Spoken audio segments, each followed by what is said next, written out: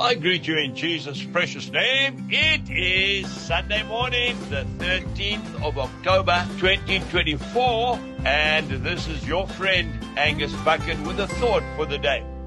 We go to the book of Acts, chapter 4, verse 13, and they realized that they had been with Jesus.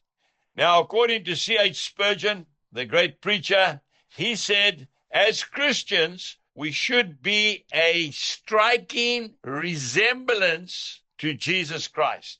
The best testimony and living example of Jesus should be written in the words and the actions of his followers. Yes, we should be pictures of Christ. People should say of us, he has been with Jesus.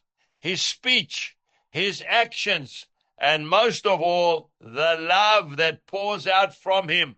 They all speak of the time he spends with Jesus. His everyday actions should speak louder than words. I remember many years ago hearing a story of a man who was sailing in the South Sea Islands, and he was shipwrecked.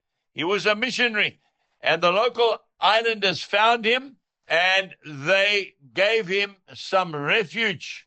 And he tried to speak to them about Jesus Christ. They said to him, you can stay with us. We have our own gods, but we don't want to hear about your God. If you speak about your God to us, we will kill you. That man lived his whole life on that island.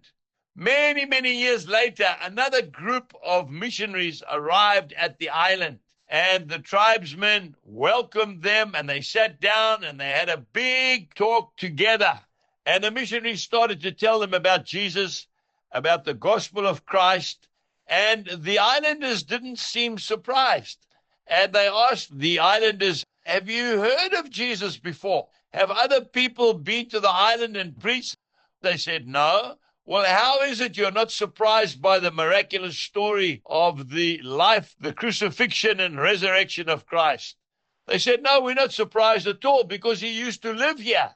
They said, really? Can you show us? And they took these missionaries to the gravesite of the man who had lived with them and never spoke a word of Jesus Christ, but his lifestyle showed them all about the Son of God.